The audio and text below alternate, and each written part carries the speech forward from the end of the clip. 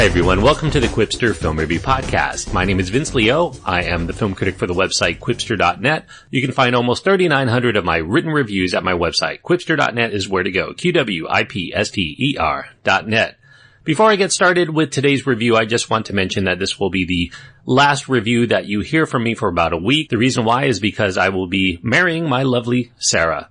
And we will be in Las Vegas, and I will be playing some catch-up when I return. So hopefully you won't miss much in terms of what's out there in the box office, but I do promise that I will return, and we will get to some of the new reviews.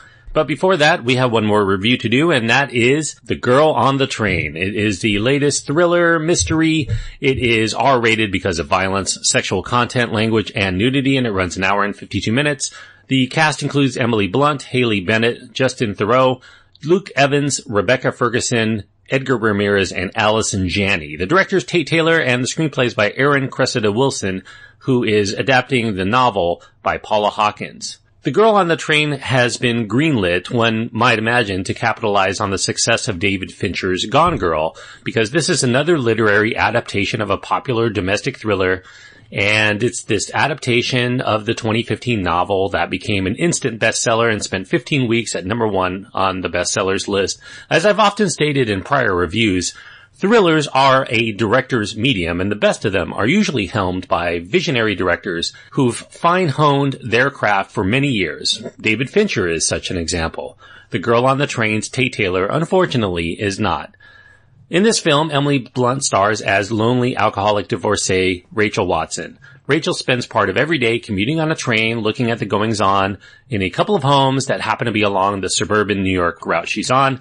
One of these homes happens to be her former residence, where her ex-husband Tom, who Rachel has yet to get over as evidenced by her persistent drunk dialing and drunk texting to him, he's inhabiting Rachel's former abode with his new wife, Anna, and their newborn child. Just down the road a little bit is another home, where Rachel spies another happy couple, Scott and Megan Hipwell.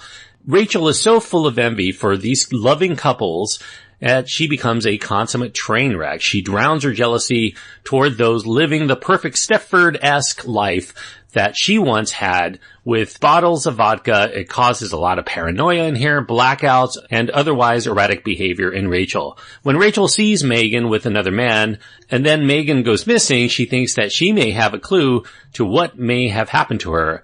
So Rachel ends up getting involved in ways that make her a potential suspect, or perhaps a potential target. If only she could remember all of the details through her drunken blackouts.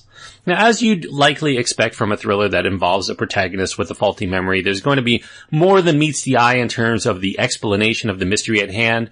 While there is still a mystery at hand, The Girl on the Train maintains a modest watchability. Even if it isn't always clear what the motivations of any of the thinly defined characters are, it's something that the plot uses to its advantage in terms of keeping us guessing. However, once all of the pieces end up getting put into place, the more the implausibility of the entire premise seems to grow until it's revealed that there's nothing to the story other than to keep you guessing. And once revealed, it devolves into a standard thriller with no real investment in seeing where things lead for any of the characters beyond that point. Now, if there's any theme to the film at all, it's perhaps that the lives of others are far more complicated and perhaps far more dark. That's something that's dealt with so brilliantly in Alfred Hitchcock's masterpiece of the pleasures and also the dangers of voyeurism in 1954's Rear Window, which The Girl on the Train seems to resemble in a certain respect, except without the wit, the suspense, or the clever storytelling. What works so well in Rear Window is that the film is largely enjoyable on many levels just beyond the main mystery. And that mystery doesn't even kick in till halfway through, but we're invested in the light romantic comedy vibes of that story, and the mystery is just another way to intrigue us. But where Girl on the Train fails is that its only hook is the mystery itself. Once you figured it out, whether through your own guesswork, which I will say is not as easy as you'd think, given that the film cheats in what it shows you, as well as how unreliable the narrators end up being. And if you don't end up guessing, maybe you just wait for the actual reveals as they come.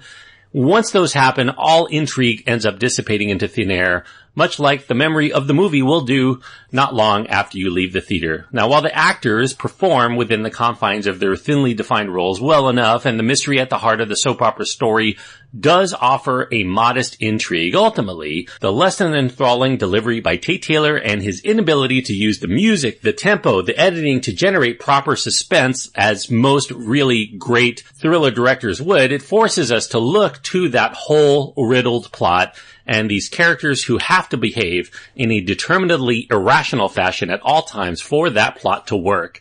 This lack of our investment as viewers results in an ending that generates very little of the sizzle that one would assume the ending should have from the titillating build-up, and it ends up being a flaccid sequence of events that exposes, ultimately, just how hollow this shell game of a movie is. Now, for those who like trashy thrillers, perhaps you'll find something to treasure in The Girl on the Train, but for those hoping for repeat pleasures of Gone Girl, this one, unfortunately, is just trash. I'm giving 2 stars out of 4 to The Girl on the Train. 2 stars out of 4 means that it's lacking something vital that keeps it from being a worthwhile film for most people. And what it's really missing here is compelling direction that would really wrap us up into the mystery at hand, reveals that need to be generated through that editing, that music, that kind of crescendo that usually you have in a really good thriller, and it just doesn't happen here.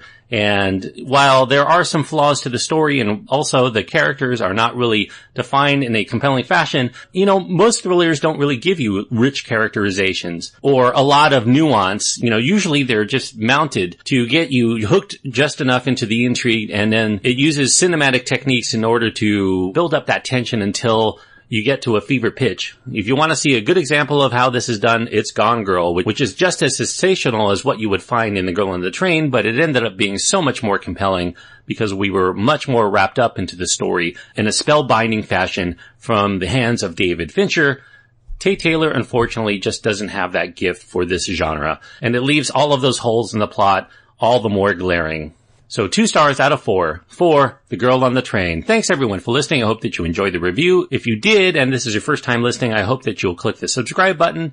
And if you've been listening a while and you want to support the show, you can go to iTunes and leave a review, or go to patreon.com/Quipster and leave a donation. Thanks everyone. Until next time, I hope that you enjoy your time at the movies. And when you're not there, I hope you get to spend your time with your loved ones, as I will do this upcoming week with my beloved fiancée, soon-to-be wife, Sarah, and my soon-to-be stepdaughter, Lily.